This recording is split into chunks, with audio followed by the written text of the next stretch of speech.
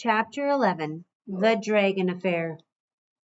Elmer ran up to the tunnel to Boris, and away they flew long before the noise had stopped echoing among the mountains.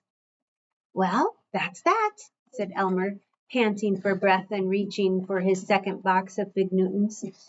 Gosh, Elmer, I can't thank you enough, said the dragon. Never mind that. I never had so much fun in all my life. But you'll have to hurry me back to Seaweed City. I've got to take the train home as fast as possible. Over the desert they flew, and the wind grew stronger and stung Elmer's face.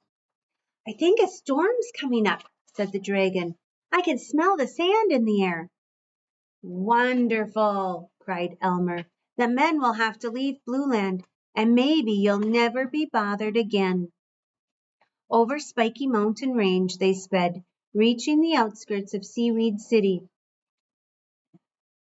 How about leaving you on top of the monument, suggested the dragon. Then I won't have to land on the ground. Fine, said Elmer, and the dragon glided onto the top of Seaweed City Monument, overlooking the center of the city. Goodbye for the last time, said Elmer. I'm sorry I never really got to see your family. They must be magnificent. But tell them from me that nobody will ever know more about them than they do right now, except for our friend the old alley cat. I'll tell her all about it. Goodbye. I better hurry home too, sobbed the happy baby dragon. He clumsily hugged Elmer, and off he flew. Elmer finished up the Fig Newtons, saving one box for the train, and climbed down the monument. Quickly, he walked to the railroad station and asked for a ticket to Nevergreen City. Isn't that rather late for a boy of your size to be taking the train alone? Asked the ticket agent. I suppose so, answered Elmer.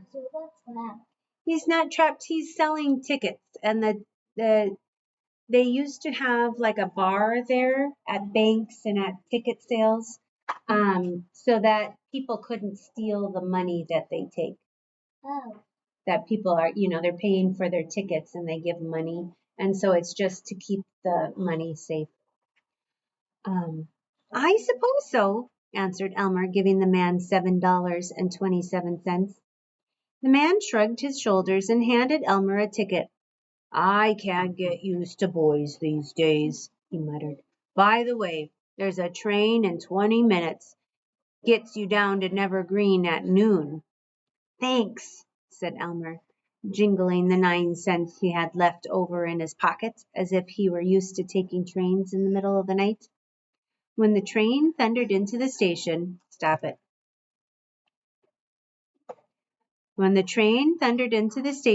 Elmer climbed aboard. What are you doing? Running away from home? Asked the conductor suspiciously. Oh, no, sir. On the contrary, I'm on my way there now, said Elmer, looking the conductor straight in the eye. Have it your own way, said the conductor, punching the ticket. Elmer slept right through to Nevergreen City.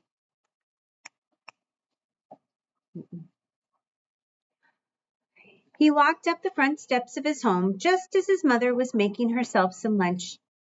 Elmer, you're back, but you look half starved. I am, said Elmer, hugging his mother and sitting down at the table.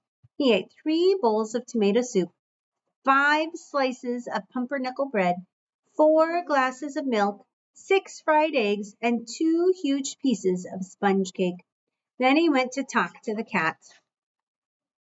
It wasn't until the next morning that the Dragon Affair came out in the Nevergreen City News. Listen to this, yelled Mr. Elevator, reading aloud at breakfast. A fantastic and unexplainable escape took place in the great high mountains of Blueland late Sunday night. 15 dragons, a wonder in themselves, as they have long been believed extinct, and the newspaper story went on to tell about the brave men who fought their way back through treacherous sandstorms to tell the most momentous story of our time. Unbelievers who doubt this story continued Mr. Elevator, reading aloud from the paper, will find it difficult to dismiss the following supporting evidence of the presence of dragons in this region. Then he proceeded to read about a ship stationed off the coast of Popsicornia, which twice had sighted a strange flying beast, once with a boy atop it, and about a certain Mr. Wagon Wheel, who claimed also to have seen it twice, once on the ground near his farm, and once in the air with a boy aboard over Seaweed City, and about Chester DeWitt, a small boy who also claimed he'd seen the dragon over the city the preceding Thursday evening. Lastly, there was a short bit about a conductor and ticket agent who wondered if the boy they had seen late Sunday night could have had anything to do with the case, and so on. Mr. Elevator dropped the paper and stared at Elmer.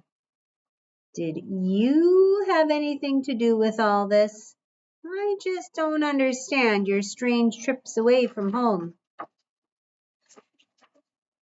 Me? Said Elmer, choking on a piece of toast. Why, Father, you don't mean you really believe all that nonsense, do you? The end. Yes.